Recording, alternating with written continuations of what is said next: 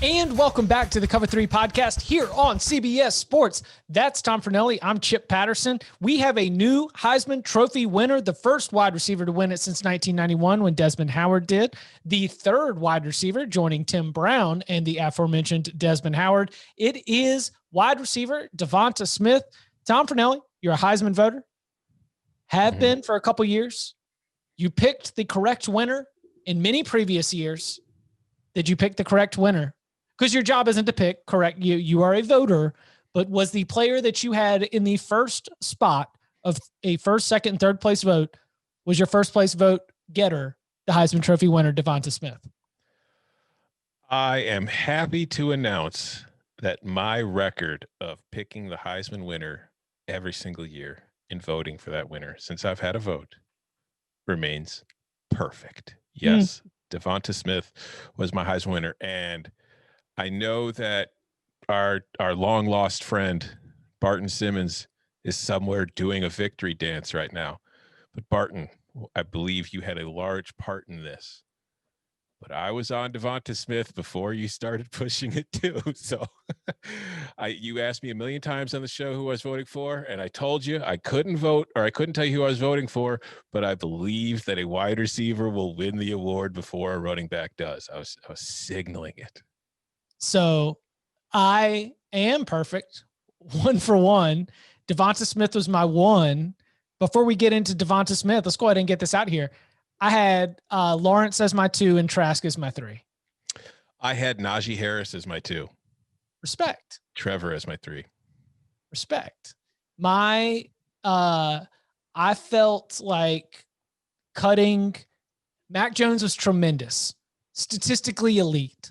The completion percentage was awesome. The passer rating was incredible, but I felt comfortable separating DeVonta Smith from Mac Jones because so many of the plays that made DeVonta Smith awesome happened with yards after the catch. They happened on simple throws that he turned into highlight reel touchdowns. And Mac Jones has an incredible deep ball, but DeVonta Smith was always like 15 yards free every single time he was catching those deep balls. And again, like this is with a bunch of love for Mac Jones, but so I felt more comfortable taking him out of the mix from this like very complex narrowing because I really struggled. I really struggled trying to figure out among what I saw as like 5 or 6 good options. How do you narrow this to 3? I think I took him out first. And I think that Najee was probably the one that I really left out as like the last one where I was kind of debating between Harris and Trask as my 3rd spot.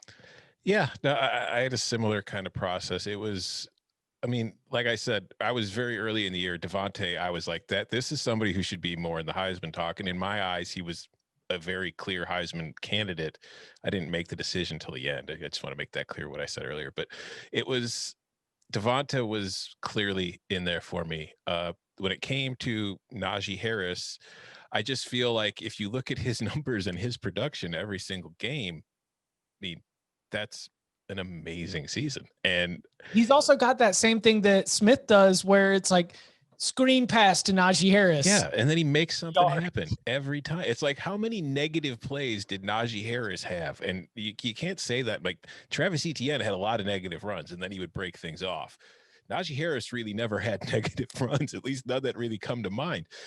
So I put Najee second, also partially because like when it came to Mac Jones, Trevor Lawrence, and Kyle Trask, like first of all, I wish you could vote for 5 guys, because especially in a year like this, it would have made life a lot easier, because trying to figure out which one of those 3 I was putting at 3rd was kind of like, I don't know. But in the end, I think Trevor, had he not missed 2 games, probably finishes second on my ballot, because if you look at his numbers, like I mentioned on HQ, like we feel like he didn't have a great season, yet he set a career high in passing efficiency this year. As far as yards per game, he was throwing for more yards per game this year than he had in any previous season. And as you mentioned on HQ as well, he did it without really, a marquee receiver. Like part of what works against Mac Jones is he's a very good quarterback, and he's had a terrific season, and he has not made any mistakes, but he also has a wealth of options around him, and he does a magnificent job of getting the ball to them and then letting them do the things that they do, turning 6-yard slants into 50-yard touchdowns, turning a 4-yard swing pass or a wheel route into a 40-yard touchdown after you hurdle a defensive back down the sideline.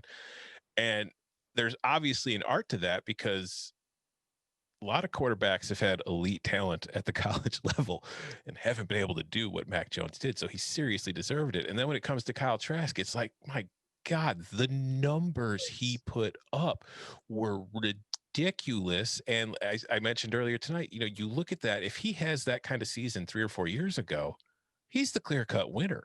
Like, there's not even a discussion. It's just we're now in an age where every quarterback, or not every quarterback, but a lot of quarterbacks are putting up eye-popping numbers like that. And I also think that one of the things for me in my process of trying to figure out that who I was going to put on third, Kyle Trask didn't need Kyle Pitts. When Kyle Pitts missed time, Kyle Trask still played well, save for the Cotton Bowl against Oklahoma. But of course, votes were in long before that. But Kyle Pitts missed games and Kyle Trask still balled out. But there was still the situation in my mind that when Kyle Pitts did play, and this has worked against Mac Jones as well, he never struck me as the best player on his own team. I felt like Kyle Pitts was the best player on Florida's offense, and Kyle Trask was just a very good quarterback and the second best player on the offense. I think that Mac Jones was the third best player on the offense, and that's if we don't include offensive linemen. So then when I compare it to Trevor Lawrence is the best player on Clemson's offense. Trevor Lawrence might be the best quarterback overall in the country. Maybe the numbers don't match up to it, but just as far as quarterback, he's probably the best one in the country. So in the end, that was kind of the tiebreaker that I used to put him at third. But again, like, the gap between those three was like this. And it gets to the point where you're just kind of picking nits because you can only put 3 on there.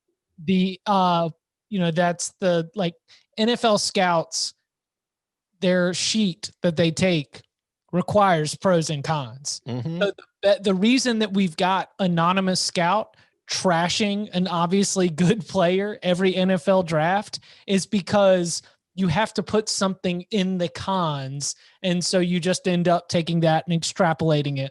To your point about Trevor Lawrence, I think a lot of people are going to forget he threw for 400 yards against Ohio State. Yes.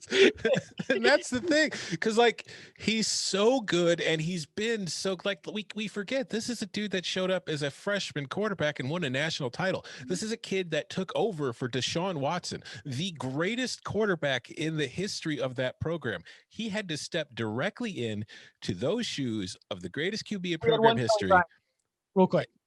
Yeah, the 2017 Kelly Bryant year that they got exposed by Alabama in the Sugar Bowl in the semifinal. But then he takes over for Kelly Bryant the final year, ends up going for 303 tutties against Notre Dame, 303 tutties against Alabama. And by throwing for 400 yards, he officially set a new program record for passing yards per game, breaking Deshaun Watson's national championship winning total, which he had Mike Williams, which he had certified NFL players as the top option. Hunter Renfrow also, obviously, who caught the game-winning touchdown pass against Alabama. You're 100% right. He came in behind Deshaun Watson, had better numbers with less proven talent at wide receiver. He was the best player on the team. Mm-hmm. And he was so good that, like you said, he had 400 yards in the loss to Ohio State. Most people are going to forget because just another typical Trevor game where he's amazing. It's boring. I'm getting used to it. Yeah. So that's why you had him as your top quarterback. I had him as my number 2. Again, Trask at number 3, just because it was almost like mind-boggling stats. I don't know. I can't explain this. I made fun of him on this podcast. I said he threw paper airplanes, but I will tell you that he still earned a place on my Heisman Trophy ballot because you are not that productive without being outstanding. And the award is for the most outstanding player in college football. Anything from the ceremony tonight that you enjoyed? I enjoyed DeVonta's suit. I think that he is a very astute dresser. And another astute being a dresser. Beautiful man, as I mentioned on CBS Sports HQ. Great cheekbones, beautiful face, well dressed. He is probably our best looking Heisman Trophy winner in recent memory. And the other well-dressed man that I noticed was Trevor Lawrence's brother, who looks like the person that if you are in town and you see that guy, that's the guy you want to hang out with, because that guy will have a good time. He will make sure you have a good time, and he knows everywhere you need to be to have a good time. Yeah, didn't he have a little bit of like music festival energy? Like he has the all access wristband, but he's just kind of Mhm. floating between VIP and the regular Oh, area. he knows everybody. Yeah, Like when he walks into the room, it's everybody knows. Like it's like, oh, I think his name is Chase. Chase is here. Hey, Chase. Like everybody knows Chase in town. Yeah, I liked the intimate look into the family. It reminded me a lot of the NFL draft. Remember when we had it virtually, and the NBA draft also had the same thing. I wasn't paying as much attention then, but you know, you kind of dive in, you kind of get a little bit of a look at everybody. But I look forward to getting everyone together, because as great as it was to see all the former Heisman Trophy winners on Zoom, I would prefer to get them all up on stage so they can really flash their style. And shout out to Bomani Jones for this one. He said, I would have loved to see all the grandchildren helping their granddad get on Zoom for the Heisman ceremony. Do I click this? What do I do? What's this button? Should I click this link? Are we on the intranet here? Honey, there's a prince here that says he has money for me. All right, let's go ahead and turn the page forward before we get out of here to next year's Heisman Trophy Award. I've got some odds here. We've got Spencer Rattler right now is the Heisman Trophy favorite, followed behind on the odds board by DJ Uiagalelei from Clemson, Sam Howell from North Carolina, Bryce Young, the successor to Mac Jones, unless Mac Jones wants to come back, which we'll see. Bryce Young, Derek King, JT Daniels, Keaton Slovis. A little bit further down the line, we get to Breece Hall from Iowa State, Brian Robinson, the next running back up from Alabama, Emory Jones, Jaden Daniels from Arizona State, Michael Penix, Tyler Shuck. Anybody stand out to you? Either let's go one name either from the top that you think has an advantage over the others, and then maybe one flyer that you think could move up the board. Well, I think I think that going forward, I talked about this earlier tonight too on HQ a little bit. I think that this is an award that more and more we're going to see not a requirement, but kind of like an unspoken requirement in the minds of most voters. You have to be on a playoff team to win the Heisman, or at the very least a team that is still competing for a playoff spot once the voting is done. So I think that eliminates a lot of players on this list, because I think Sam Howell is very good, but I don't think North Carolina is competing for a playoff spot next year. I don't think Miami is competing for a playoff spot next year. Maybe USC, but until I see it, I don't think USC is competing for a playoff spot. I don't think Breece Halls in Iowa State are competing for a playoff spot. So then we're kind of with Spencer Rattler, DJ Uiagalelei, Bryce Young if he takes over the starting job, maybe JT Daniels at Florida, maybe Brian Robinson or Emory Jones. And then after that, I think the long shot, I would say I would go with the favorite right now, Spencer Rattler, because we saw how strongly he finished the season. And I think going into his sophomore year, he's going to put up excellent numbers. We've seen Oklahoma quarterbacks win the award quite a bit recently. And I think that was an Oklahoma team that finished strong and is going to be back in the playoff picture again next year. But the long shot, not all that different from what just happened tonight, Chip. John Mechie III sitting there at 25-1. Now, granted, you could have gotten DeVonta Smith at about 25-1 a month ago when Barton first started bringing him up on this here show as a Heisman candidate. He was at 50-1. So maybe they're catching on with the preseason odds that we shouldn't have him this long. But I don't like trying to figure out a Heisman winner this far ahead of time, because we see it too many times. Like this time last year, none of us are picking DeVonta Smith. A lot of times it's not the favorite. It's a guy that kind of, comes unexpectedly and ends up being the pick. So I would wait it for a while, but right now I would say Spencer Rattler is the most likely. Yeah. You mean Bijan Robinson? Not a bad pick at all. It's just Texas, Sark better have him playing for a Big 12 title and for a playoff berth, because it's going to be hard for a running back to get in there anytime soon. I'm telling you. Yeah, but it's just to be so like we've seen what he did with Najee. And, Najee, as you mentioned, somebody that was on your ballot, somebody who finished 5th in the Heisman voting. And we do have Texas Heisman Trophy winning running backs. Like they can just kind of build that narrative and we can kind of put it into motion. And then especially if we get like Texas and Oklahoma battling for it, because I'm right there with you with Rattler. Like the reason that he's a favorite is because Baker Mayfield, Heisman Trophy winner, Kyler Murray, Heisman Trophy winner, and Jalen Hurts, Heisman Trophy finalist. This year was the first year that Lincoln Riley has been a head coach, and he's not had a Heisman Trophy finalist. Hot seat. I think hot seat for sure.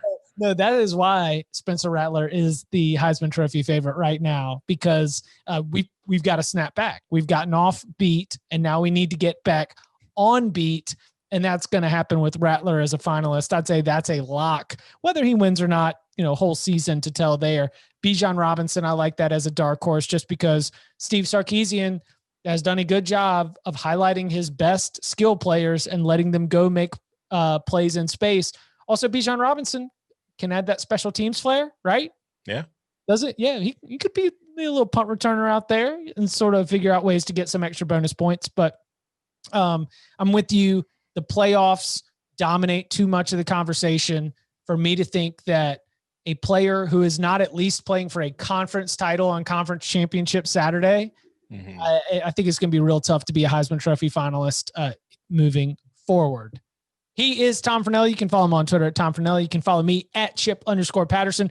We will be back tomorrow, Wednesday, so that we can answer your questions. We also will get Danny Cannell weighing in on the Heisman Trophy and much, much more, including the latest on whatever we know from the COVID-19 situation at Ohio State.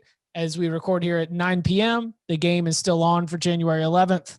If we're picking Heisman winners, I'll also take bets. I think that we probably play it on January 11th. Yeah, probably. But we'll see. We'll see. Tom, thank you very much. Thank you. Good job, Barton.